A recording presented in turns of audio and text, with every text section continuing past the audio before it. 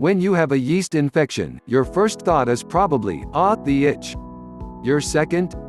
"How do I get rid of this as fast as humanly possible?" A quick internet search calls up a treasure trove of trendy home remedies for yeast infections, from apple cider vinegar (ACV) to those in the know, to essential oils.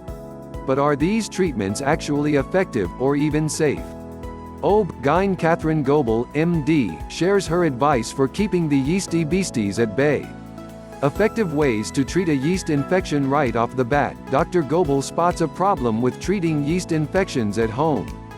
The biggest issue is that self-diagnosis of yeast infections is not very accurate, especially if you haven't had one before, she says.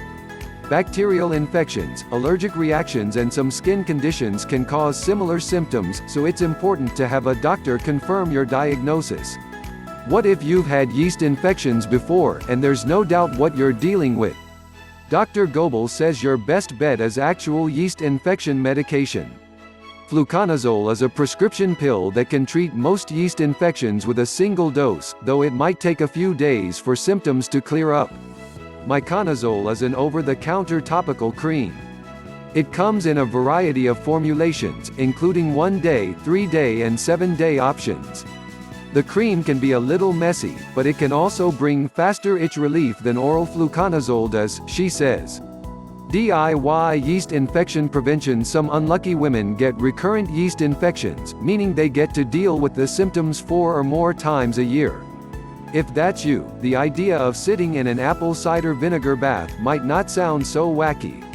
What works, and what should you avoid? Dr. Goebel shares her do's and don'ts for treating and preventing yeast infections. Do practice good hygiene. Shower after exercise, avoid super tight clothing, don't sit around in a wet bathing suit, and don't wear a pantaliner every day since it can trap moisture, she says. Do pamper your skin. If you have external irritation on the vulva, applying thick ointments like Vaseline and Aquaphor can provide a barrier against yeast and reduce itching. Maybe consider probiotics. Probiotics contain healthy bacteria, which might help keep yeast levels in balance.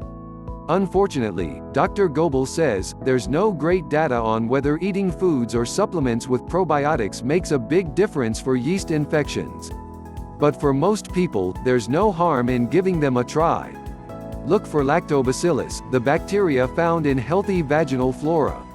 You'll find it in yogurt and kefir with live active cultures, or in tablet or pill form. Don't put yogurt anywhere but your mouth. Some women insert yogurt. It is made with lactobacillus vaginally, but Dr. Goebel recommends against it. Even unsweetened yogurt has natural sugars, which can fuel yeast growth and might make matters worse. Don't rely on vinegar. The idea is that adding vinegar to your bath can reduce the vaginal pH, making yeast less likely to grow.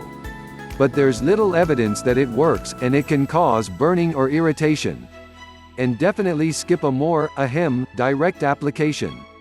Old-fashioned vinegar douches disrupt natural healthy bacteria and increase the risk of infections, Dr. Goebel says.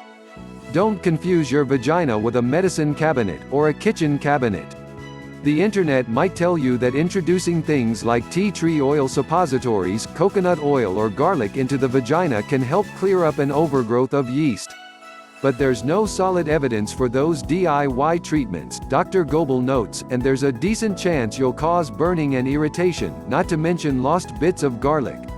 Most of it doesn't work, and a lot of it will cause problems, she adds. If you're dying to hop on the latest trend, buy some new boots or dye your hair pink.